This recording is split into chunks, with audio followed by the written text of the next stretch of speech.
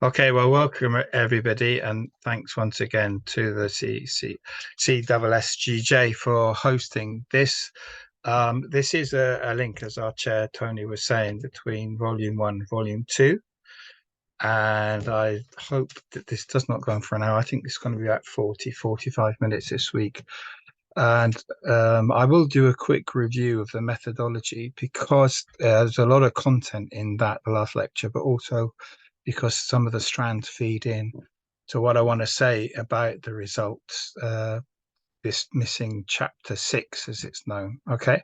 So within the results of the immediate process of production, this is the sort of subtopics that I'll talk about. I will talk about how the it's introduced because I think there are some issues with the way Mandel introduces it. Um, then I'll go through what I think is two main parts of the content, which in part is Marx's reflections on Volume 1, and in part it's definitely a link to Volume 2. And the content of link to Volume 2 is that commodities are seen as the products of capital. Excuse me. So these are the main points I'm going to cover.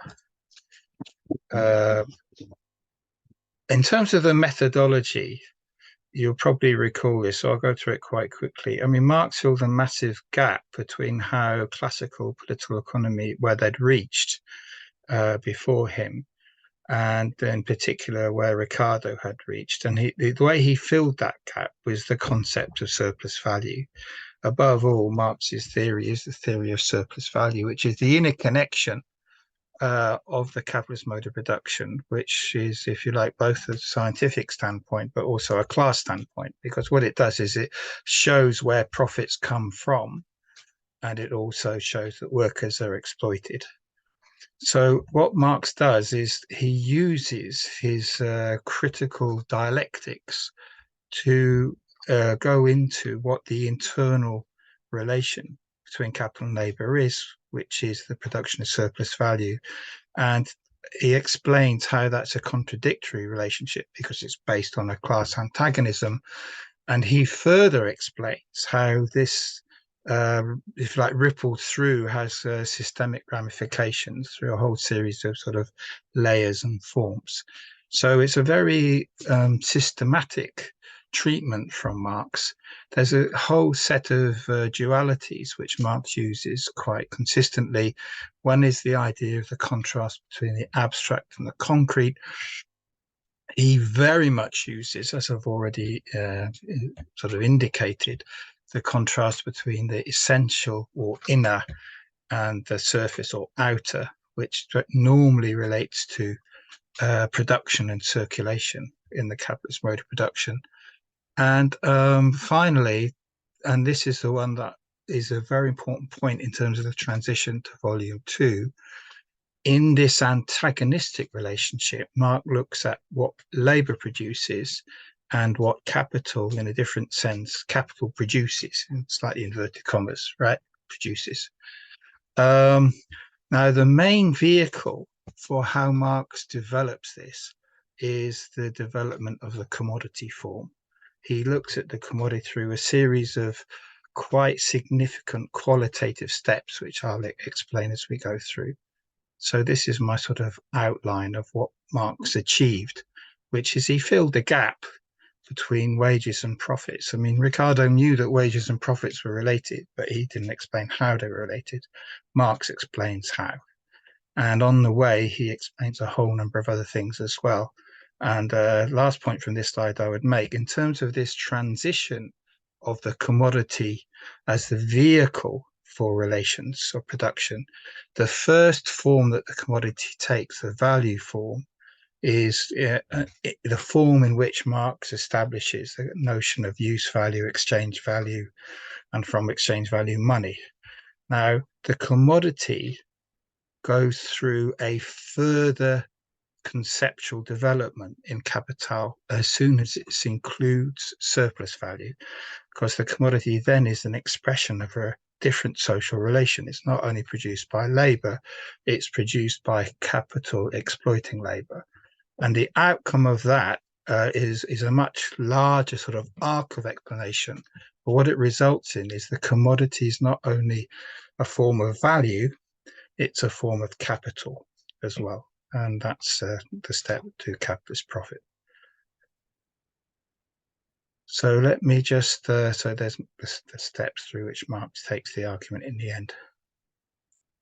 Okay, and so the construction that Marx uses is really two big cycles. Well, one's a small cycle, one's a very big cycle. He uses this to describe his own work as well as the movement of capitalist mode of production. Part one is, if you like, the starter motor, is what I've called it as well. It's the outline sketch, it's the overture before the main concert. And what he does in part one is he does enough to get the thing into movement. And this is a conceptual prior, if you like, where he establishes what commodities are, what use values are, what exchange values are. Now, there is a debate in the literature, which is whether this starter motor, if you like, corresponds to historically a pre-capitalist commodity production. It is definitely commodity production, by the way. It's not sort of like the entirety of the whole history before capitalism. It's a highly distilled extraction from that, abstraction from that, which is commodity production. And some authors in literature say, well, actually, it's a highly abstracted level of capitalism itself. And the more I've gone into it, the more I think the prior. I think it's an abstract view of what came before capitalism. So it's a historical prior as well as a conceptual prior, if you like. But that's the small circuit. Then the big circuit starts around about chapter 7 of volume 1 and doesn't finish until the middle part of volume 3. And what Marx is doing in this big circuit is he's considering and explaining all the interconnections, internal and external, of industrial capital. And the main level of this is production, circulation, and then looking at the two together.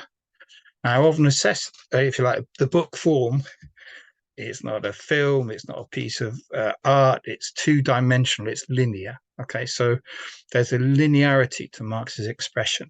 So what he does is he looks at this complex totality from one angle, then from another angle, then from another angle, and so on, right? And he builds it up in that way.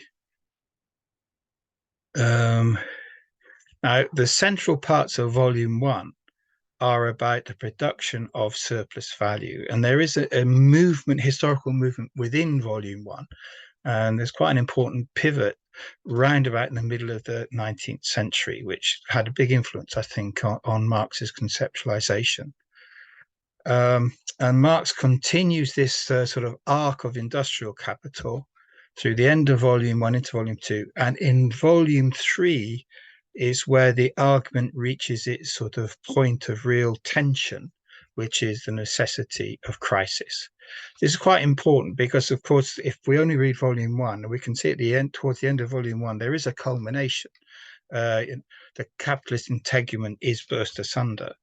But in actual fact, this is, if you like, a slightly external assertion of the historical ending of capitalism. It came into being historically, it will go out of being historically. But it's not a systemic driven sense of necessary contradiction of the capitalist mode of production. And it's only towards the end of this larger arc in volume 3 that Marx reaches that sort of degree of imperative necessity of the capitalist system going into crisis. And then I think after that, in the latter part of volume 3, so it's quite away from us right now, but I think Marx does start, if you like, another big spiral. And here the difference is it's not, he's only talking about in industrial capital, he's talking about the other forms of capital in a capitalist society. But that's slightly beyond us for now. But it's important that you understand how far we've got in terms of Marx's development of his argument. In case you don't know what a spiral looks like, there it is. All right, so I represent this, the 3 volumes, if you like. This comes from early work by Chris Arthur, which he now doesn't employ. He's changed all of this, actually. But I adopt it and develop from it in the direction that I think it should go. So what we've got is volume 1, across the top line, volume 2, across the middle line, and volume 3 across the bottom line of those three. And what you can see is within volume 1, there's a clear movement in the structure of Marx's argument. The sort of main body of volume 1 is about surplus value. And he looks at surplus value as such. He then looks at the different dimensions of it, which he sort of emphasizes between absolute and relative surplus value. And then he looks at how they combine in a synthetic way. And he moves at that point from individual capital to the totality of, like, the social aggregate of capitalist relations. So the totality at the end of the main section of volume 1 is reproducing capital as a class relation, not a thing, but a relation between classes. So I've asterisked it there. Now, because Marx comes back from a different perspective to the capitalist mode of production twice again, in actual fact, 3 times again, but twice again in the main body of his work. Okay, so in terms of circulation, Marx returns to the totality of the capitalist mode of production a second time, but from a different perspective. This time, where capital is exemplified, takes the form of the flow of commodities. So workers and capitalists stand in relation to each other as buyers and sellers in the market, in circulation. That's the second aspect of the totality. And then in the third aspect of the totality, which is in volume 3, Marx combines these two together. And the key transition here in volume 3 is Marx looks at profit, which we understand only later on is not the same as surplus value. It's the external form in which surplus value takes. So profit to surplus value is a bit like exchange value to value. It's an inner and outer type of relationship. Okay, and it's the movement of profit that Marx analyzes in volume 3 that brings the system into necessarily into crisis. So the determinacy at the systemic level. So what we've got is a building up. So in terms of how we understand the capitalist mode of production, the form of Marx's exposition is linear. But what we've got is, because of, if you like, the column here rather than the row, we can see that these are all different representations or aspects of the same totality. So we've got another dimension here. This is, if you like, 3-dimensional, at least in that sense, right? So we have to consider the totality as a class relation, as a flow of commodities, and as the movement of the rate of profit towards crisis. Okay, these are all happening. They're not different things. They're different aspects of the same totality in the end. Now, the linearity I try to sort of represent in a different way, not the linearity, but the circularity. So we've looked at, Marx starts, as we know, with commodities as the product of labor. He introduces the idea of social labor time, and that commodity prices are basically correspond to the amount of socially necessary labor for their production. And I'll put in the green and the red to sort of try to express use value, exchange value. It's not just one thing, it's a unity. The simple commodity is the unity of use value and exchange value. So this is what Marx tells us in part 1 of volume 1. Now, from part 3 onwards, he develops a much more deeper, this is now the beginning of the second cycle, right? So he's telling us about the division between socially necessary labor time as necessary for the reproduction of labor power and surplus labor time. He talks about the subject-object inversion in the production process. He distinguishes between labor and labor power, all these conceptual developments. And he sees the accumulation of capital by appropriation of surplus value as itself a form of inversion. So there's a lot of inversion going on here. Now we come to volume 2. And in this cycle, volume 2 looks at the movement of capital. So what we've got is this circuit here. It goes from capital and capitalist profits it goes over to commodity form of capital, the money form of capital, and that's the circuit, this one here. Then in volume 3 is when he looks at capitalist profits and rent and so on. Now, all of this, as I've already said, is a tendency towards crisis. Marx understands this as an inherent crisis tendency of the capitalist mode of production. And this is a connection between, if you like, the logic of the system and how it becomes more than just a static functional exercise, but the system must and will go into crisis. So it's not just a systemic logic, if you like, it's also historical logic. And at the point of crisis, there's a massive either or. Either the crisis is resolved within capitalism at the expense of the working class, or it's resolved by an overthrow of capitalist social relations. And of course, all indications are that we are headed on to poly or multiple crisis right now. So it's kind of relevant. It's going to be, and it is, reaction or revolution. And that is the point of the purpose of Marx's work, that in the end, within the capitalist mode of production, the working class will always be exploited, always suffer. I mean, there can be some relative improvement, but in the end, this is what we return to. Now, I'm going to use this diagram to bring out a separate point. So I hope you're fairly familiar now with the overall structure. Okay. Now, this is just reinforcing a point I've already made. In volume 1, what we've got, well, in the very beginning, the commodity is the product of labor. Okay. Then as we develop it, the commodity is still the product of labor as exploited by capital. I mean, surplus value is the category of exploitation. Okay. Now, when we get to volume 2, there is a flip. Marx says, well, it's not only actually, it is the capitalist mode of production after all. So capitalists set up production. And in that sense, capitalists produce commodities. So what he does in volume 2 is he looks at the commodity a different way around now, right?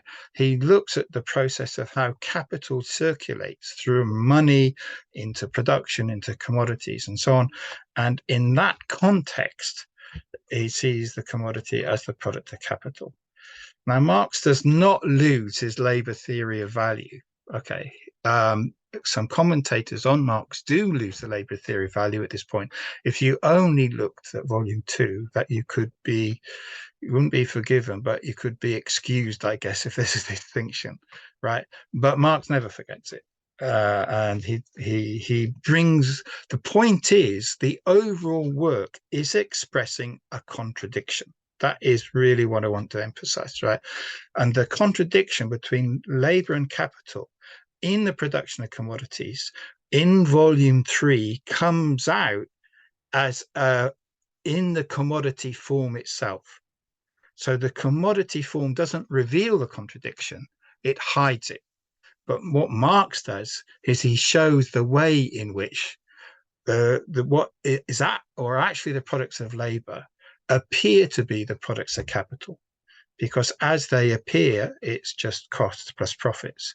So the labor's contribution, and certainly surplus labor, evaporates.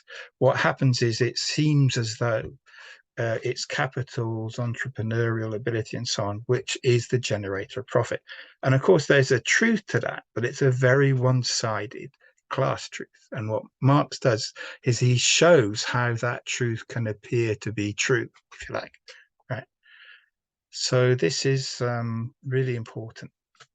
Now, when we look at this, what we're going to be looking at in a bit more detail in a minute, this immediacy of the process of capitalist production, or if you like, the specific forms that capitalist production takes. What we've already looked at, what Marx has already given us, is a good idea of how capitalist production works as a totality in terms of the reproduction of class relations. But the truth is that most of that's a bit external from the actual labor process. So what he begins to do, and I don't think he finishes it at all, but he gives us some interesting pointers, of reflecting back on the totality of capitalist mode of production from the perspective of the actual process of production, from the aspect of what can we reflect on the specific characteristics of, in the narrow sense, the capitalist mode of production. What does the labor process look like? What does it mean? Okay, so that's what he begins to do in this is what we're going to be looking at a little later on, right? He does have one, as already mentioned, he does enter into another cycle of analysis halfway through volume 3. And this is, again, another look at the totality, because if you want to look at the totality of capital, you have to bring in, beyond industrial capital, these other forms: commercial capital, the banks, and of course, landed property, and the way capitalism relates to the land. Okay, so I want to summarize my review, which is that the designer capital is around 3 volumes, and you don't really get the totality of the contradictions unless you get to that point, right? Marx was incredibly skillful in how he used dialectics. He did appropriate, if you like, Hegel's logic, but he did invert it. I mean, most of the commentary on the inversion is from idealism to materialism, but I would say even more importantly, it's from reaction to revolution. And the nub of Marx's use of dialectics is that it's critical and revolutionary, and it doesn't accept that there's just one subject. There are 2 dominant subjects, or there are 2 principal subjects in the capitalist mode of production: the dominant and the dominated, capital and labor. And it's the revolutionary critical aspect is tied up to this recognition of 2 subjects. And there is another sort of slightly more technical point, right, which is that Hegel talks about self-moving substance subject. Well, we're going to come on to this a bit more, right, because it's very hard to see as an exploited and dominated subordinated class, either working class, is self-moving in the capitalist mode of production. And truth is, it isn't, right? It's capital that appears to be self-moving.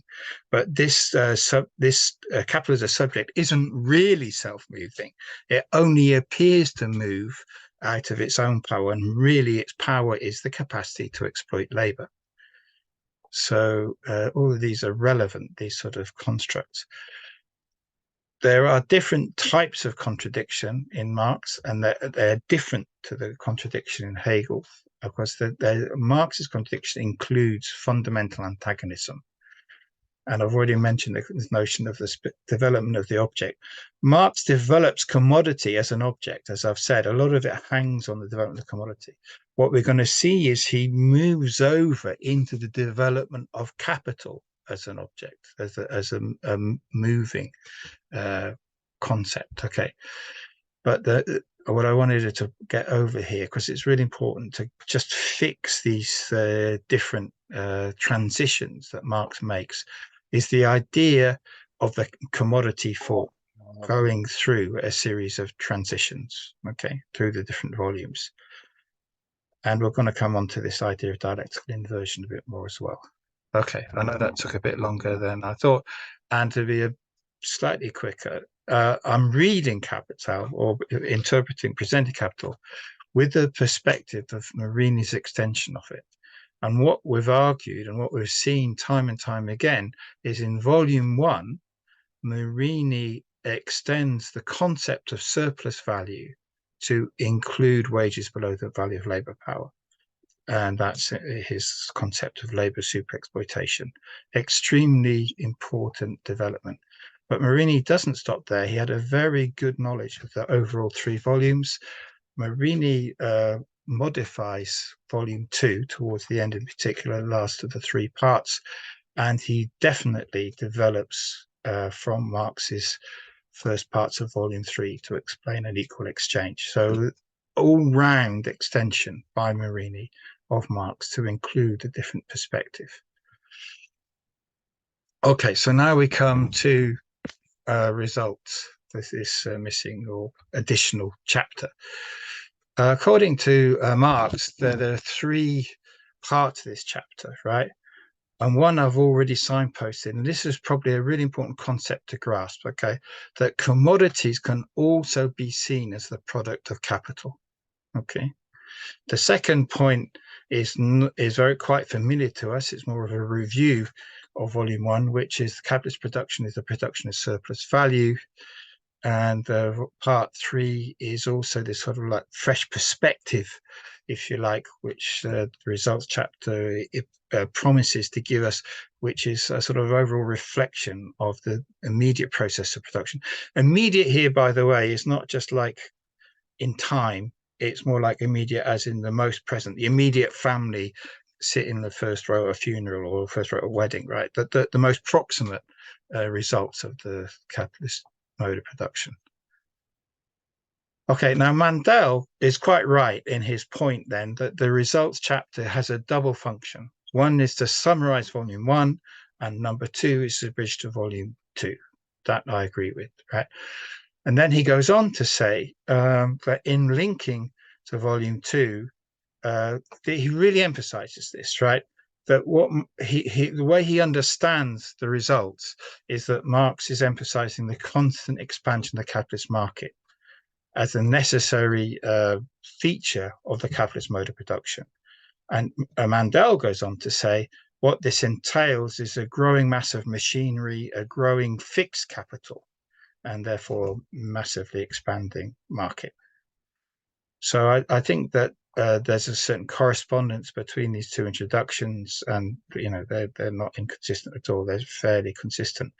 But big but, right? The development of the social productivity of labor by capital is not only about machinery. It's also about the massive increase in the use of raw materials and foodstuffs, which is exactly the point that Marini was making in terms of Latin America. And so within the categories that you'll study in volume two, there's a distinction within constant capital between that capital which stays in production for more than one sort of cycle of production, which is the buildings and machinery and so on, and that element which circulates with the production of the commodities and goes out the door with the commodities, and that's the circulating capital. And that's also where machinery, raw materials, and fit. Okay, so what Mandel misses is that capitalist production and social relations expand into those areas where capital is massively increasing the productive consumption of raw materials and foodstuffs. So this is just more on Mandel. I don't think I'll read all this out. He points out some important things that I'll come on to, right? This is all Mandel. Okay.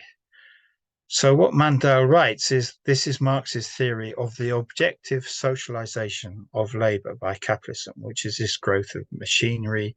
And that it says at one point, it's not just about manual labor, it's also about intellectual labor, right? I'll come back to subsumption a bit later on, right? There's a big debates about it. I'm quoting Mandel again, and just to really emphasize this, okay, this is a real point. I really want you to take this away from the lecture, right? What is missing, right, is something that is in Marx, but what Mandel misses in his interpretation of Marx, which is the increasing productivity of labor. Marx writes back in an earlier section, which I think is back in the beginning of chapter 25 on the general accumulation. What Marx writes is that as the organic composition of capital increases, on the one hand, so we have more machinery, but on the other hand, so we have a lot more raw materials. And he says one is the condition of increased social productivity of labor, and the other is the consequence. You can't increase social productivity of labor without this, okay? But it's overlooked. And I do think that Mandel's interpretation, therefore, misses something which is there in Marx, and it is a Eurocentric interpretation because it doesn't see this other side. It's narrow in its vision. It's Eurocentric in a narrow sense. I'm not saying he's racist. I'm saying that it's Eurocentric. Okay. Now, one of the big issues is Marx makes a lot of really interesting points which back up, I think, help us to interpret the relation between part one and the rest of volume one, which is quite vexed. It's, had quite a lot of discussions, right? And what his comments here sort of reinforce is that the conceptual development is based on historical development. It's not just like what's the word, heuristic. It plays a heuristic role. It's a way of getting into the material. It's a way of establishing the concepts of use value, exchange value, money, and exchange. But it is selectively based on history, right? And so this is what Marx writes here in his notes here. Okay, capital cannot come into being except on the foundation of the circulation of commodities, i.e., including money, i.e., where trade has already grown to a certain degree.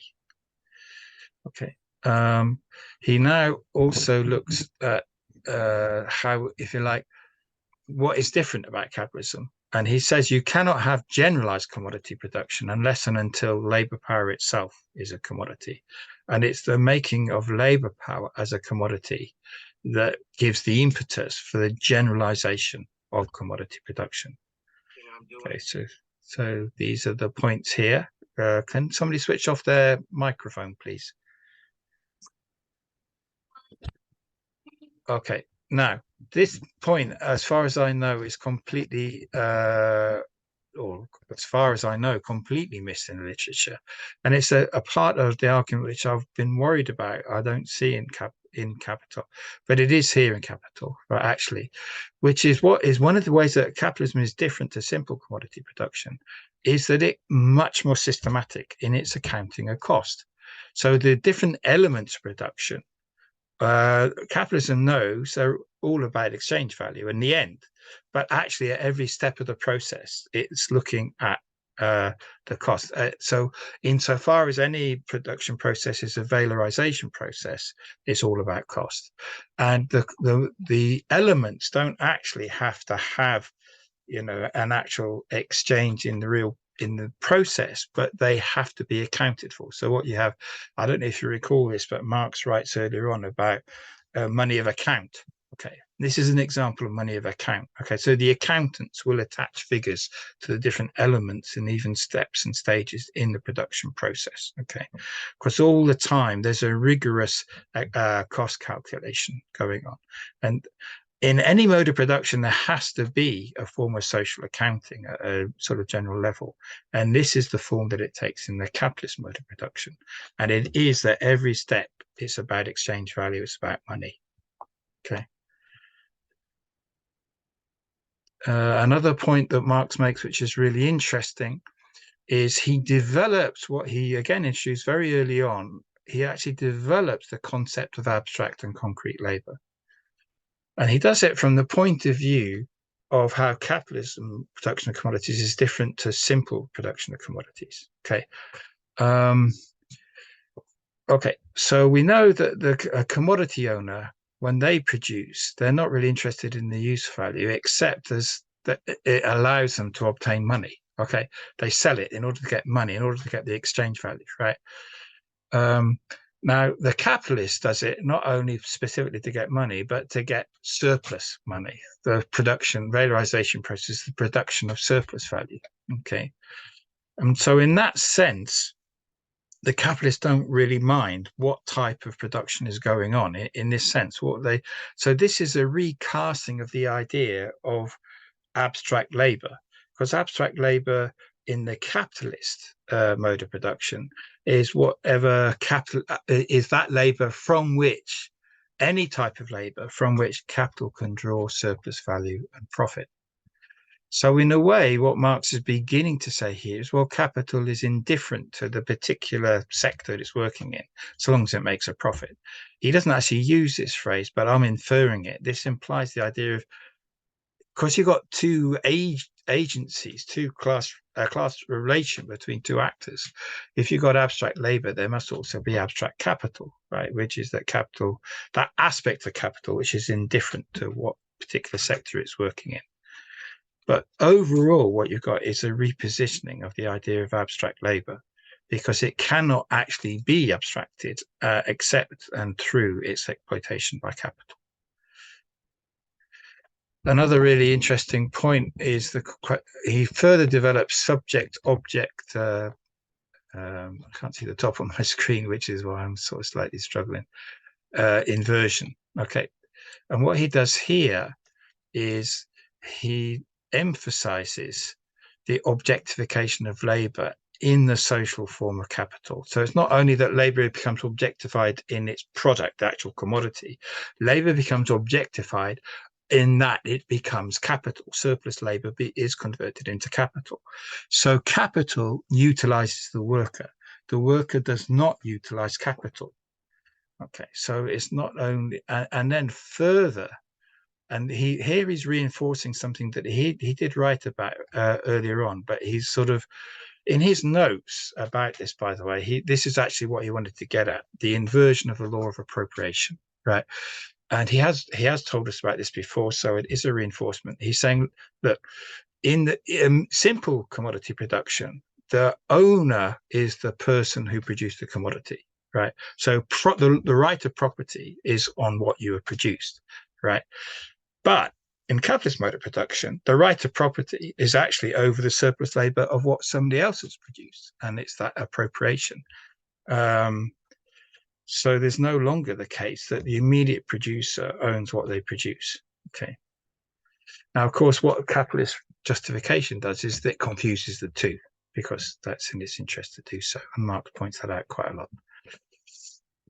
He also develops the concept of alienation quite significantly. These are all sort of interrelated, I have to say, right? But what I'm trying to get at is there's a deepening and a changing of these concepts once we consider them in the context of capitalist production of commodities. Okay. So he does explain alienation as an inversion of the subject and object once again, right? But he also, and this is a sort of thing that people do find, something to debate about Marx, he does accept historically capitalism developed the productive forces, right? And he sees this as a necessary step. It's antagonism, it's a class system, but it's one that cannot be avoided, he writes here, because it provides the basis for moving on. And the moving on comes from the workers, right? Because the workers are never anything other than being alienated, while the capitalist is sort of quite satisfied with their alienation. It's the worker who is the victim and is ready to rebel against their situation, right? So the sort of the class hatred, if you like, or the class antagonism is there in alienation. And this is a sort of a combination, if you like, of the material and the value relations. What he's saying here is the objectification is not just of the thing that the worker produces, it is of the entirety of the means of production. Okay, so everything, all material wealth confronts the worker as something which is not theirs. It's the property of those who own the means of production. So the worker is a non-proprietor in terms of their own conditions of production. Okay. So this is a notion of sort of, when I say objectification in this context, it's social objectification and physical objectification. Okay. So there's quite a big development of the concept of alienation here. And now this one is actually debated a lot in contemporary literature, which is the notion that Marx gives of the subsumption of labor. This is a reflection on material he's already covered, but from a slightly different angle. I mean, you'll see a lot of this in the chapters on relative surplus value, but here he says, well, when capital first gets hold of the labor process, all it does is it becomes the boss. It doesn't actually change the particular way that workers produce things. He does make an interesting distinction, actually. He does not think, well, he does not write anyway, that the putting out system, as it's known, where merchants would provide dispersed, normally sort of rural workers with stuff to make, and they collect the materials and they give them a price and so on. Marx writes here that this is not yet formal subsumption, because the capital is not yet directing the actual labor process. And so the direction of the labor process comes with capitalist form of cooperation. When the workers are brought together under one roof, it's a workshop, and the capitalist is basically telling them what to do. Okay. So, but in actual fact, this is as it turns out, narrower than I think Mandel's, for example, suggests. This is not only manufacture, it's just the first stage of manufacture. Because if you look at what Marx writes here, right, which is that as soon as capital realizes that through its direction of the labor process, it can get advantage by reorganizing it, by introducing new technique and so on, then these are two different ways of increasing relative surplus value. And both of these, Marx would say, because they're both relative surplus value, Marx fits under the heading of real subsumption. And I think a lot of the literature, I mean, Marx does emphasize this comes to its fullness with machine production. Okay, so the subsumption of labor is very much part of machine production and the socialization of labor. Okay, now this is a very interesting link to volume 2. Here, Marx is emphasizing the scale of production, right? He's saying we have to stop thinking about the commodity production as sort of like the artisan and the individual commodity and so on, right? We have to think in terms of the aggregate, even for an individual capital. Individual capitals produce at volumes, right? What they're doing is producing a whole number of commodities. And if we want to know the value of an individual commodity, we should really look at the value of the volume that's produced and then divide it up. And we need to start thinking of it that way around, because that's the way it works. Okay. And in that sense, this is also another sense in which the commodities, plural, appear as the products of the capital that's producing them. Okay, rather than any particular set of workers employed by the capital. Okay, and so he's getting on this idea of the commodities as the bearer or the bearer depository of capital. Okay, he works on this quite a bit, and it's a very interesting point that he makes here. Okay, which is as we've understood, as the impetus for relative surplus value at the level of an individual capital is if I can make these commodities cheaper, I will outsell my competitors. I can get a bigger share of the market, and therefore I'll have a higher margin. And therefore, if you like, in the terms that Marx uses, he'll say the individual value is less than the social value. Okay. Now, what is something he emphasizes here, which he didn't emphasize earlier on, is that with this reduction in the socially necessary labor time, of course, the individual commodity values get less and less, but actually the volumes go up. So you've got to look at both parameters. Okay, you've got to look at the number of commodities that are being produced. Okay, and this is a sort of you've got to think of this as now the development of capitalist production is all at volumes. You've got to think about the quantity of goods, the expansion of the market, and so on. And he does begin to bring in here, well, what happens if the companies can't sell all of the commodities at the value which they produce, right? Well, then you have to take that into account as well. He's saying, okay, for now, I'll just assume they all do. But he's quite aware that this expansion of production is also a question of the interrelation between supply and demand, if you like, or will they all sell? So what we have, I'm really coming to the end now. I thought this was a bit too complicated, so I didn't start with it. But this is actually something in Mandel's introduction which is quite useful, which is that he reproduces the initial plan that Marx sketched for this chapter. And the chapter does not have a good index, which is why I'm doing this. It's quite hard to navigate the chapter. It's quite scrappy. And of course, you can accept that in the original notes. I think there could have been more editorial explanation of what goes where in this chapter.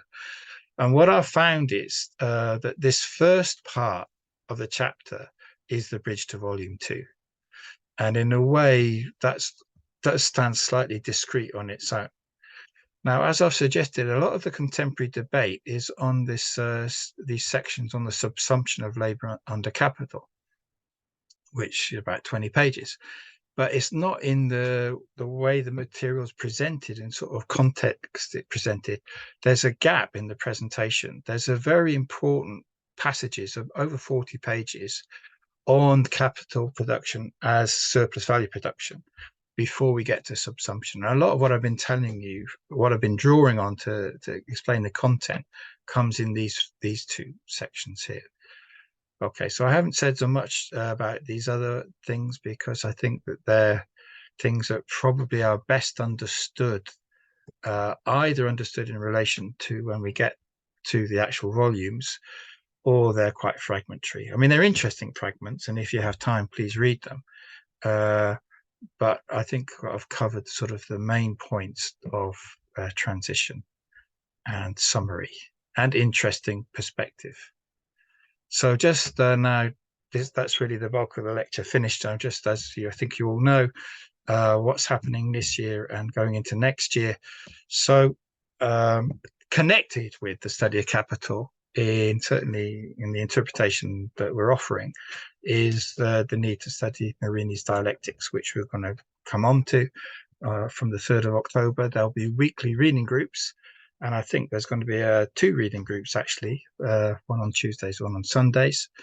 And I think, if I'm right, and I'm quite happy to be corrected, I think that will take about 6 sessions or so. If you want an early look at this, do have a look at the launch in New York, which Amanda sort of orchestrated and led last week. It's very, very quite great presentation of Marini's book. And also take a look at the seminar series, which, I mean, the content is just amazing, really. Actually, I think the centre's done a very good job. And there are other projects going on, which I'll leave other people to talk about. Now, next year, we will go from mid-January into volume 2. And I think that's containable within 1 calendar year. And the year after, planning, it's actually is a 5-year plan, this whole thing, right? We'll go into volume 3, and those 2 will have a similar format. And I'll finish. That's it.